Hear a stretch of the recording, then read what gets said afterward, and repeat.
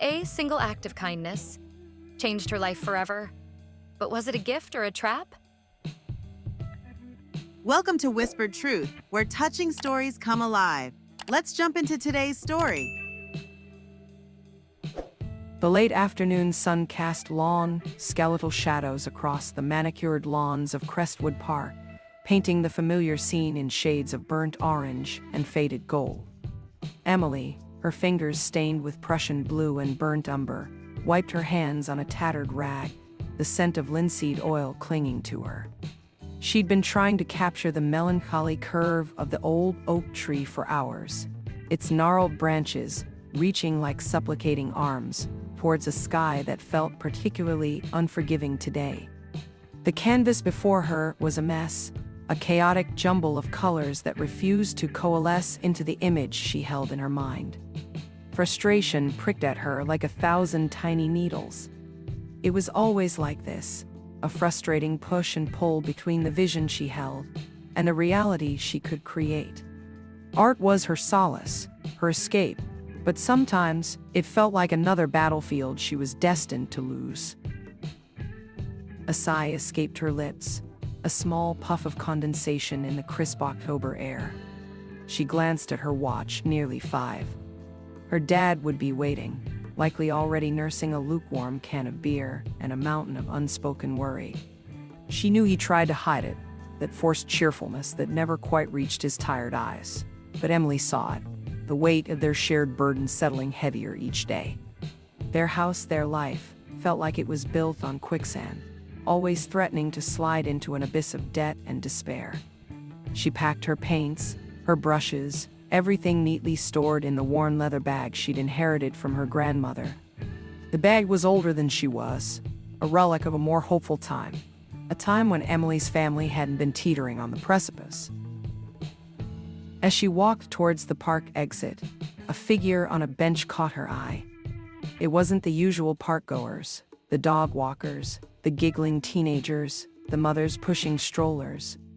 This was a man, a gentleman really, slumped on the bench with an air of profound dejection. His tailored coat, usually a symbol of success, looked rumpled, his head bowed, hands clasped tightly between his knees. He was like a fallen statue, a monument of quiet sorrow. There was a loneliness about him that resonated deeply with her, a vulnerability that mirrored the feeling that had been gnawing at her all day. Something in his posture, in the defeated slump of his shoulders, tugged at her heart. She knew that feeling, that gut-wrenching ache of feeling lost, of being adrift in a sea of problems too big to manage. He was older, perhaps late 50s, with silver hair that gleamed like frost under the fading light. Emily hesitated. It wasn't her business, she told herself, but her feet seemed to have a mind of their own. She found herself standing in front of him, her bag slung over her shoulder, her voice a soft murmur. "Excuse me, are you okay?" He startled slightly, his head lifting, and his eyes, the color of a stormy sea, met hers. They were kind eyes, despite the obvious weariness. He offered a faint smile, a mere ghost of its former self, that did little to dispel the sadness she had sensed. "Just thinking," he said, his voice a low rumble. "Sometimes that can be the hardest part of the day," Emily replied, a small, rueful smile touching her lips. She understood. Her mind was a constant carousel of worries, of bills that couldn't be paid, of her dad's health, of the artwork she couldn't seem to get right. He looked at her, a flicker of something akin to curiosity entering his gaze. "That's a wise thing for someone so young to say. You wouldn't happen to be an artist, would you? That paint on your hands is a bit of a giveaway," he said, managing a slightly more genuine smile now, although the melancholy still lingered like a shadow. Emily blushed slightly, embarrassed by her paint-splattered hands. "Yeah, I try more often than not. It's a disaster." She laughed, but it lacked any real mirth. "I understand that feeling," he said, his eyes drifting toward the setting sun. "Sometimes, all we can do is keep trying." An awkward silence descended between them. Emily felt a sudden urge to do something, anything, to alleviate his sadness. She knew what it was like to feel so alone. It felt like a force of nature, an impulse she couldn't ignore. "Are you hungry?" she asked, surprising even herself with the question. "I was gonna get some takeout. Maybe we could share." The man looked at her, his expression a mixture of surprise and something akin to hope. He hesitated, then nodded slowly. "That would be very kind of you, thank you." Emily felt a rush of warmth, a tiny flicker of purpose in the otherwise monotonous landscape of her day. She had offered a stranger a meal. It was such a small thing, yet it felt significant, like a tiny act of rebellion against the overwhelming weight of the world. She headed towards the familiar takeaway shop on the corner, her mind already planning what to order, a small smile playing on her lips. The man followed slowly, his steps still hesitant. For the first time all day, Emily felt a spark of something resembling hope, and a warmth spreading through her chest. The aroma of garlic and chili hung heavy in the air of Walk This Way, the tiny takeout joint Emily frequented. The bright fluorescent lights buzzed overhead, creating a stark contrast to the dusky twilight outside. Emily ordered 2 portions of pad thai, extra peanuts for herself and mild spice for the man, whose name she now knew was Arthur. They sat at a small, sticky table near the window, the clatter of walks and the murmur of conversations forming a background hum to their hesitant exchange. He watched her as she opened the cartons, a quiet observation that she found both unsettling and strangely comforting. His eyes held a depth of experience she couldn't quite fathom, and yet there was also a hint of vulnerability that disarmed her. "So, you're an artist, huh?" Arthur asked, his gaze drifting towards her paint-stained fingers. He picked up his fork, moving it slowly around the noodles, as if contemplating his next move. Emily chuckled. "I aspire to be right now. I'm more of a dabbler with an overabundance of enthusiasm and a distinct lack of talent. I go to the community college art program. It's affordable." The last word hung in the air, unspoken but laden with the weight of their shared reality. Arthur nodded, a knowing look in his eyes. "The cost of dreams can be steep," he murmured, his gaze far away, as if recalling his own struggles. "But some dreams are worth every penny or every sacrifice." They ate in comfortable silence for a few minutes, the only sound the clinking of forks against the cardboard containers. Emily found herself watching Arthur, fascinated by the way his features softened when he focused on his food. There was a refinement to him, a quiet dignity that spoke of a life vastly different from her own. He wasn't like anyone she had ever met. Most of the men in her world were rough-edged, their days filled with manual labor and their conversations often punctuated by loud laughter and even louder complaints. Arthur was quiet, observant, his movements deliberate and calm. "So, what do you do?" Emily asked, her curiosity finally getting the better of her. Arthur hesitated, his gaze momentarily fixed on the swirling noodles in his carton. "I am in finance," he replied, his tone carefully neutral. It was a vague answer, devoid of any real detail, yet Emily decided not to push. Something about him suggested he was not used to talking about himself, and she respected that. She'd certainly never heard anyone refer to themselves as being in finance before. She pondered silently. That sounded rather glamorous, and she felt her face flush slightly. They finished their meal in a companionable silence, punctuated by the occasional murmur of agreement or a shared smile.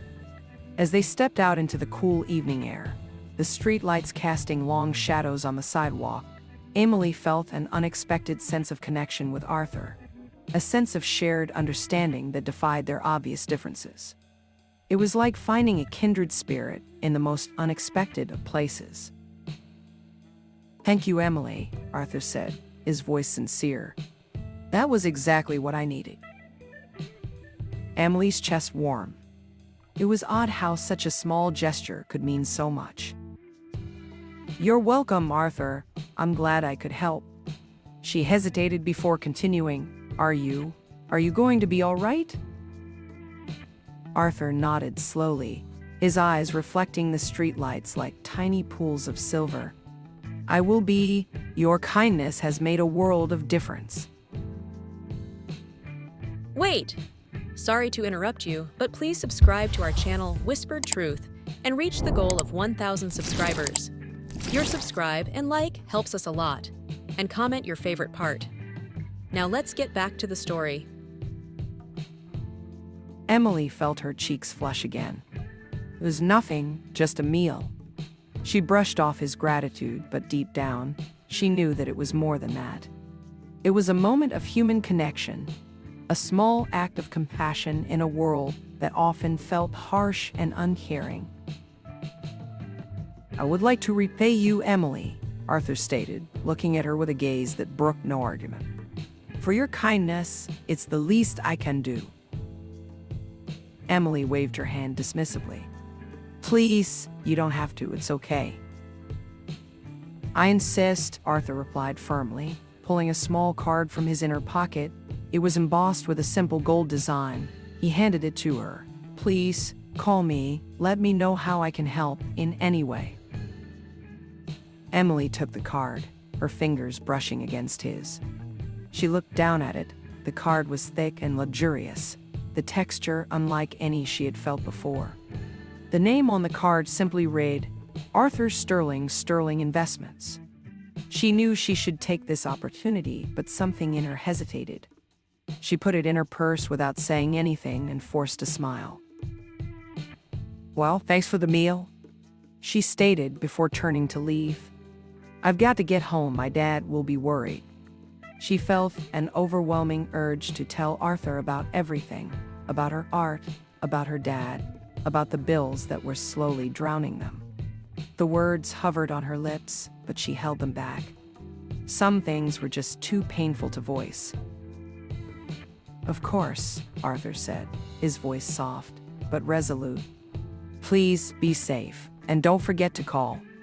He watched as she walked towards the corner of the street and disappeared from view, his eyes following her until she was gone.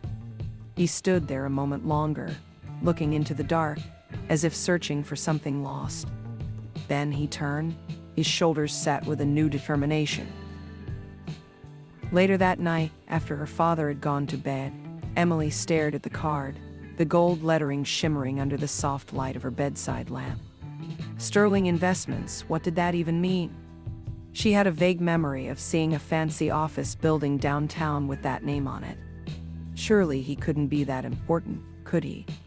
She turned the card over and over in her hand, her fingers tracing the smooth surface. She felt a pull towards Arthur, a magnetic force that she couldn't quite explain. She knew that she should probably call him, that it was a chance to get some help for her family, but something held her back, something in her wanted to wait and see.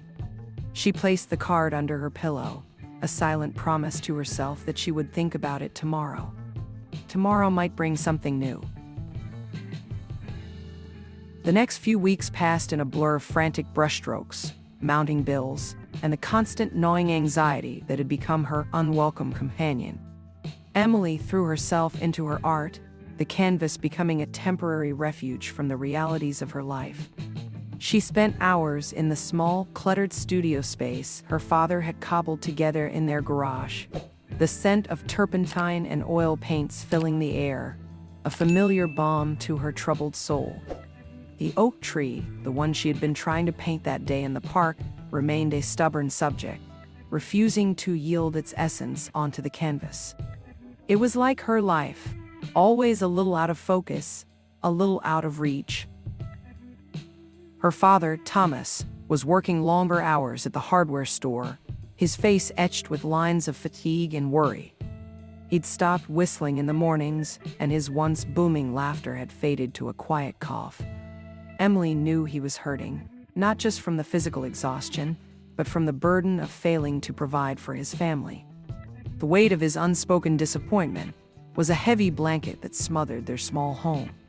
She tried to help him, working a few extra shifts at the local cafe, but it was like trying to empty the ocean with a teacup. Every payment they made was quickly swallowed up by another looming bill, another demand for payment that they couldn't afford. It felt like they were drowning in a sea of debt with no lifeline in sight. She hadn't called Arthur. The card remained tucked beneath her pillow, a constant reminder of the offer of help, but something in her resisted. It felt like admitting defeat, like acknowledging that she couldn't handle things on her own. A part of her, she realized, almost enjoyed that feeling of being in control of her own mess and a strange sense of quiet pride that came with it. It was a twisted kind of comfort, but it was familiar. There was also the fear, the quiet whisper in the back of her mind that asked, what if he judges me? What if he saw the dilapidated state of her home, the sheer desperation that clung to her and her father? It was easier to keep him a distant figure, a possibility rather than a reality. One particularly bleak afternoon, after a long shift at the cafe, Emily came home to find her father sitting at the kitchen table, a stack of unpaid bills spread out before him. His shoulders were slumped, his head in his hands. The sight of him, so broken and defeated, pierced her like a shard of glass. "Dad," she asked, her voice soft with concern. He looked up, his eyes red-rimmed. He attempted a weak smile, but it quickly faded. Just a bit overwhelmed, ma'am." Emily knelt beside him, taking his hand in hers. It was rough and calloused, the hand of a man who had worked hard his entire life. "What's wrong, Dad? What's happened?" She already knew. He sighed, the sound heavy with resignation. "They're threatening to foreclose, Emily. The bank, they say, we're too far behind. We could lose the house." His voice cracked with emotion. Emily's heart sank. She knew the possibility of this was always there, looming like a dark cloud on the horizon, but hearing her father say the words out loud was like a physical blow. She'd never seen him so close to giving up. "There must be something we can do," she said, her voice trembling slightly. She wanted to be strong for him, but the weight of their circumstances felt unbearable. He shook his head, the fight seemingly drained from him. "I don't think so, sweetheart. We've tried everything. It's just too much." He squeezed her hand, his touch cold. Tears welled in Emily's eyes. She couldn't bear the thought of losing their home, the place that held all their memories, all their history. She knew that if they lost their house, they'd probably lose her father as well. It felt so impossible to solve that it was paralyzing. She looked at her father's face. His eyes were tired and wet, and she knew she couldn't stand to see him like that. The card under her pillow, Arthur's card, was suddenly no longer an abstract concept of help, but a real lifeline. The card, the one she had dismissed as a possibility, now felt like her only hope. That night, as her father lay sleeping fitfully in his room, Emily pulled the card from under her pillow, the gold lettering shimmering in the moonlight filtering through the window. She stared at it for a long time, her mind racing, her heart pounding in her chest. She realized that she couldn't let her pride or her fear get in the way of helping her father. She took a deep breath and finally, reluctantly, reached for her phone. Her fingers trembled as she dialed the number on the card. The phone rang, each ring echoing like a hammer blow in the silence of her small room. Her stomach twisted into knots, and she almost hung up, but her fear was quickly overwhelmed with an overwhelming feeling of responsibility. She had to try. A voice, calm and familiar, answered on the third ring. "Arthur Sterling speaking." It was Arthur's voice, and Emily was suddenly struck with the strange sense of familiarity she had felt that night they first met. Emily took a deep breath, forcing the tremor from her voice. "Arthur, it's Emily. From the park the other night, you said I should call." The words came out in a rush. The floodgates of her unspoken anxiety finally opened. There was a pause, a brief moment of silence, before Arthur responded, his voice now laced with concern. Emily, yes, of course. Is everything all right? Emily swallowed, the tears threatening to spill again. "Val," she said, her voice barely above a whisper. "No, nothing is all right." She then proceeded to pour her heart out, telling Arthur everything: the bills, the foreclosure, her father's broken spirit. The words spilled out a torrent of fear and desperation. And for the first time in weeks, Emily felt a small glimmer of hope. Arthur listened in silence, and when she finished, he was quiet for a moment before speaking. "Emily, I want you to know that I am going to help you," he said, his tone resolute and calm. "Don't worry, everything is going to be all right." The sound of those simple words, spoken with such conviction, filled Emily with a mixture of relief and a profound sense of unease. She had opened a door to a world she didn't understand, and she wasn't sure if she was ready for what might be on the other side. The days that followed were a whirlwind of activity, a stark contrast to the stagnant despair that had previously consumed Emily's life. Arthur moved with a quiet efficiency, a powerful force that seemed to effortlessly dismantle the obstacles that had seemed insurmountable just weeks before. He paid off her father's debts, the foreclosure threat vanishing like a bad dream, and he arranged for a full scholarship for Emily to attend the prestigious Harrington Art Academy, a place she had only ever dreamed of. He did it all with a quiet grace, never once demanding anything in return, never once making her feel like she owed him. His generosity was both overwhelming and disorienting. It was like being rescued from a sinking ship and deposited onto a luxury yacht, the sudden shift so jarring that she could barely process it. Emily found herself spending more time with Arthur, drawn to his quiet strength and his calm demeanor. They met for lunch in the city, at a restaurant that looked more like an art gallery than a place to eat, the walls adorned with abstract paintings that Emily both admired and found slightly intimidating. She discovered that Arthur was a complex man, a philanthropist who had made his fortune in finance, yet he seemed more interested in the beauty of the world than in its financial markets. He had a keen eye for art, a deep appreciation for the creative spirit that resonated so strongly with her. He didn't talk about himself often, but when he did, he spoke with a quiet wisdom that belied his age. He was both a mystery and a comforting presence, a paradox that both intrigued and reassured her. One afternoon, as they were walking through the city park, the same park where they had met, Emily felt compelled to ask him the question that had been nagging at the back of her mind. "Why, Arthur?" she asked, her voice soft. "Why have you done all of this for me? I don't understand. I was a complete stranger. I just offered you a meal." Arthur stopped walking, his gaze drifting towards the oak tree that still stood, majestic and gnarled, at the center of the park. He turned to Emily, his eyes, those stormy pools of emotion, filled with a mixture of melancholy and something that felt like a deep, abiding affection. "Because, Emily," he said, his voice barely a whisper, "because you reminded me that there was still good in the world, that even the smallest act of kindness can have a profound impact." He paused, his gaze locking with hers, and for a moment, she felt like she could see into the depths of his soul. "I was lost, Emily. I was drifting, and then you offered me a meal. It was such a simple thing. But it changed everything. You showed me that it was okay to be vulnerable, to accept help, to believe in the goodness of others." His words resonated deeply within her. She knew what it was like to feel lost, to feel like the world was a harsh and uncaring place. Arthur, despite his wealth and his success, had felt it too.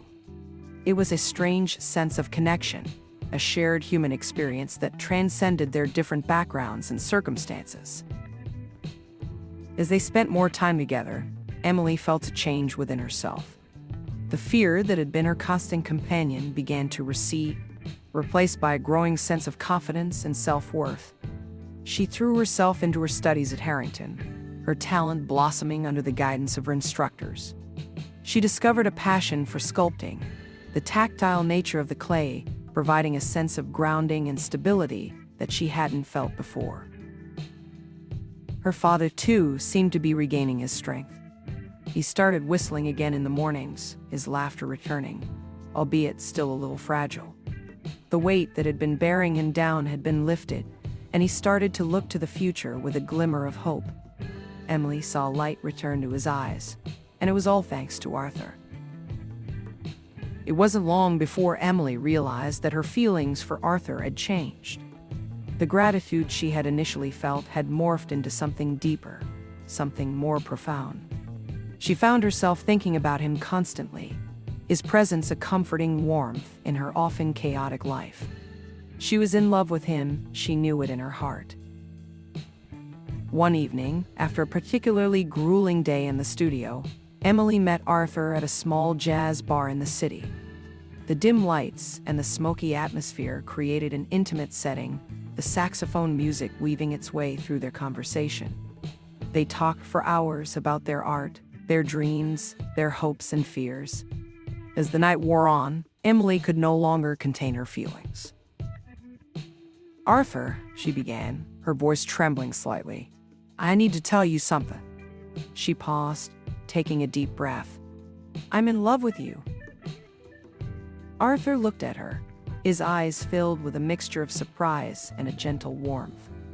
He reached across the table, taking her hand in his.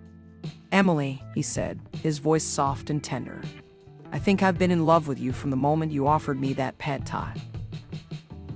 The admission was like a dam bursting, a release of emotions that had been building for weeks. They shared a kiss that tasted of hope and possibility, a kiss that sealed their fate. Their relationship was a whirlwind, a storybook romance, that was a far cry from the despair of the last few months. Their love blossomed quickly, and it wasn't long before Arthur proposed. It was a simple proposal, whispered on a quiet evening in the park, under the very oak tree where they had first met. Emily accepted, her heart overflowing with happiness. Their wedding was a small, intimate affair, attended by close friends and family. As she stood at the altar, looking into Arthur's loving gaze, she couldn't imagine a life more perfect. Her life was a testament to the power of kindness and the unexpected twists of fate. It was something that felt too good to be true, a perfect ending to a terrible time in her life. But even in her happiness, a small voice of unease lingered in the back of her mind, a feeling that everything was moving too fast, that something was missing. It was a small voice, barely audible above the music of her own happiness, but it was there, a subtle undercurrent that refused to be ignored. The honeymoon was idyllic, a sun-drenched escape to a secluded villa overlooking the Mediterranean Sea. Emily and Arthur spent their days exploring hidden coves, swimming in the turquoise waters, and losing themselves in the shared joy of their newfound love. Emily painted, capturing the vibrant colors of the landscape, and Arthur watched her, his eyes filled with a quiet adoration.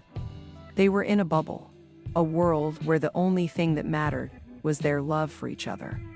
For a while, Emily managed to push the nagging unease to the back of her mind, convincing herself that it was just the lingering echo of her past anxieties. She had found her happiness, and she was determined to hold on to it. Back home, however, reality began to intrude. The initial euphoria of their marriage began to fade, replaced by the subtle but persistent challenges of blending two very different lives. Arthur's world was one of galas, board meetings, and social obligations, a world that felt alien to Emily's quiet, artistic life. She tried to adapt, attending the functions with a forced smile, but she couldn't shake the feeling that she was playing a role, that she didn't quite belong in his world. She missed her studio, the smell of paint and clay, the quiet solitude that allowed her to explore the depths of her own creativity. Arthur, despite his efforts to be understanding, seemed increasingly preoccupied with his business, his days filled with calls and meetings, his nights often spent working late in his study. Their conversations became shorter, their shared moments less frequent, and the intimacy they had shared during their honeymoon began to feel like a distant memory. It wasn't that he was unkind, or that he didn't love her, but it felt like the world was closing in on them, pulling them apart piece by piece. One evening, as Emily was trying to finish a sculpture in her home studio, Arthur entered, his face drawn and his movements hurried.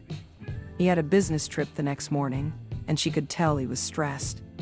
"Emily, I'm sorry, I can't stay," he said, his tone apologetic. "I just came to say goodnight." Emily put down her tools, her heart sinking. It had been like this for weeks, stolen moments and rushed conversations. She nodded, trying to hide her disappointment. "Okay, Arthur, safe travels," she said, forcing a smile. He kissed her quickly on the cheek, a perfunctory gesture, before turning to leave. He didn't notice her hand covered in clay, he didn't ask what she was working on, and he didn't even look her in the eye. Emily watched him go, a wave of loneliness washing over her. The small voice of unease, the one she had tried so hard to ignore, began to shout within her. Was this all there was? Was this the future she had dreamed of? That night, unable to sleep, Emily found herself drawn to the small box where she kept her old sketchbooks. She opened one, the pages filled with the charcoal drawings of her past, the portraits of people she had seen in the park, the landscapes she had attempted to capture. There, amidst the chaos of her old artwork, she found it. The sketch of Arthur, the one she had made the day they met, the drawing of the forlorn man slumped on the park bench. She looked at it closely, studying the lines of his face, the sadness that had been etched into his features. It was a face she barely recognized, a face from a time before they had met, before he had changed her life. But then it dawned on her, it was also a face from before she had created him. She looked closer at his sad face and remembered something. That day they met, when she was offering him a meal, his reaction was strangely subdued. He hadn't acted like someone who was starving or homeless, he had simply been sad. She suddenly felt a chill run down her spine. She then recalled something else, the way he had avoided her question about what he did for work. The way he had seemed hesitant before giving her the card and the odd response he had made. "I'm in finance." That sounded like something someone would say to be vague and sound like they had a job. Emily suddenly felt like she had missed so much. She'd been too busy being grateful to ask the right questions. He had not been down on his luck, he had simply been pretending. The pieces of the puzzle clicked into place, the truth hitting her like a cold wave. Arthur had never needed her help. He had never been the man sitting on that bench, overwhelmed and lost. It had been a performance, an elaborate charade to capture her attention.